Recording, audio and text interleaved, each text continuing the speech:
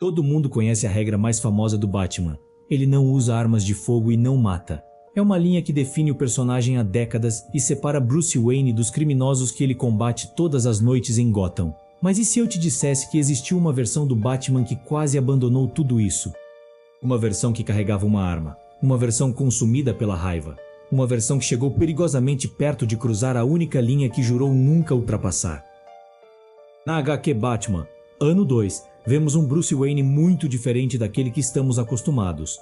Mais impulsivo, mais violento e, acima de tudo, mais próximo da vingança do que da justiça. E quanto mais você analisa essa história, mais percebe que esse talvez seja um dos Batmans mais perturbadores já escritos. Mas antes de continuarmos, se você gosta de histórias, curiosidades e análises sobre o universo do Batman e dos quadrinhos, já se inscreve no canal para não perder os próximos vídeos. Agora, a pergunta é, o que poderia levar o Batman a considerar usar justamente a arma que tirou a vida de seus pais? E a resposta é muito mais sombria do que você imagina. Para entender por que Batman, ano 2, é tão diferente de praticamente qualquer outra história do personagem, é preciso lembrar em que momento da vida Bruce Wayne se encontra. Ele ainda está nos primeiros anos de sua cruzada contra o crime, quando a experiência ainda não substituiu completamente a raiva. O Batman que vemos aqui não é o estrategista quase infalível que conhecemos em histórias mais modernas. Ele ainda está tentando descobrir qual é seu lugar em Gotham e até onde está disposto a ir para vencer a guerra que declarou contra o crime. Tudo começa quando surge uma figura do passado conhecida como Ceifador. Antes mesmo do Batman existir, esse vigilante já aterrorizava os criminosos da cidade. A diferença é que ele não acreditava em prisões, reabilitação ou qualquer tipo de justiça. Para ele, a solução era simples: matar. O Ceifador eliminava criminosos sem hesitação e durante anos, sua lenda permaneceu enterrada nas sombras de Gotham. Quando ele retorna, Bruce se vê diante de um problema que nunca imaginou enfrentar. Pela primeira vez, existe alguém fazendo exatamente aquilo que muitos cidadãos acreditam que o Batman deveria fazer. Essa é uma das partes mais interessantes da HQ. O Ceifador funciona como um espelho sombrio de Bruce Wayne. Ambos perderam pessoas importantes. Ambos decidiram lutar contra o crime. Ambos utilizam o medo como arma. A única diferença real entre eles é a linha moral que os separa. E quanto mais a história avança, mais essa linha começa a desaparecer. O retorno do Ceifador desencadeia uma série de eventos que colocam Batman sob uma pressão absurda.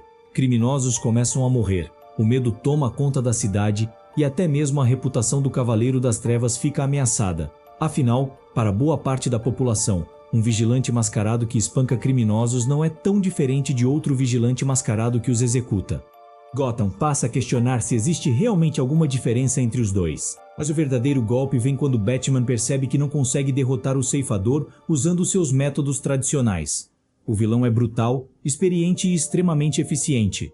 Pela primeira vez em muito tempo, Bruce sente que está lutando uma batalha que talvez não consiga vencer sozinho. E é exatamente nesse momento que a HQ toma uma direção que parece impossível para qualquer fã do personagem. Batman decide se aliar a Joe Chill. Sim, o mesmo homem responsável pela morte de Thomas e Martha Wayne. Só essa ideia já seria suficiente para tornar a história memorável. Durante toda a vida, Bruce construiu sua identidade em torno daquela noite no beco. A morte de seus pais é o evento que definiu absolutamente tudo. Cada treinamento, cada cicatriz e cada noite patrulhando Gotham existem por causa daquele disparo. Agora imagine o que significa para ele apertar a mão do homem que causou tudo isso. A relação entre Batman e Joe Chill é o coração psicológico da história.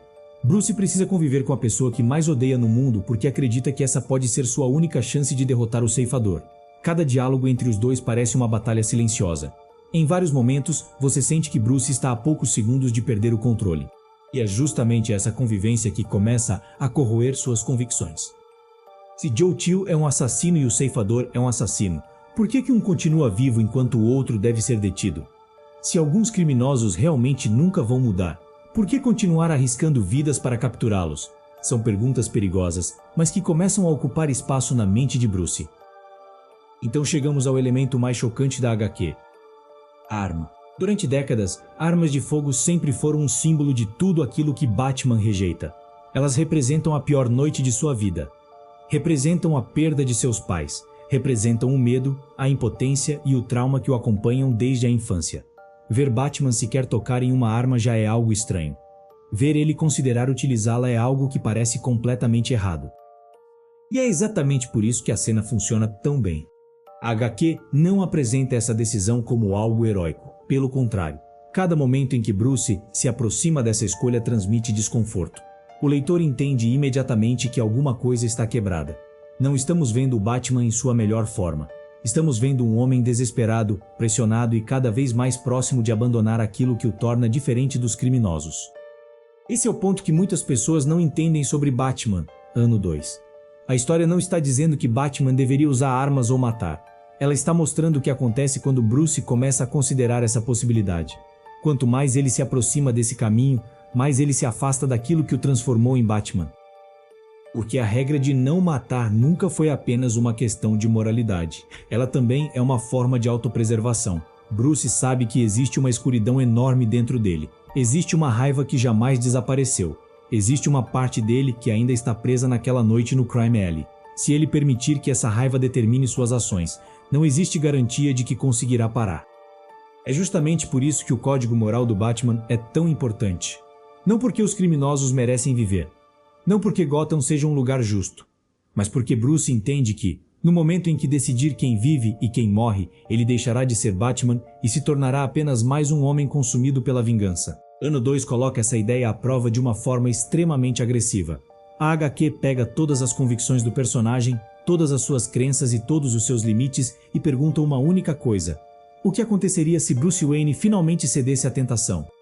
A resposta é perturbadora, porque quanto mais perto ele chega dessa decisão, mais percebemos que a maior batalha do Batman nunca foi contra o Coringa, o Bunny ou qualquer outro vilão de Gotham. A maior batalha sempre aconteceu dentro da própria mente de Bruce Wayne. No fim das contas, Batman, ano 2, não é uma história sobre armas. Também não é uma história sobre o ceifador. E muito menos sobre Joe Chill. Essa HQ, acima de tudo, uma história sobre limites. Sobre até onde uma pessoa pode ser empurrada antes de começar a abandonar aquilo que acredita. Quando pensamos no Batman, normalmente imaginamos um símbolo inabalável.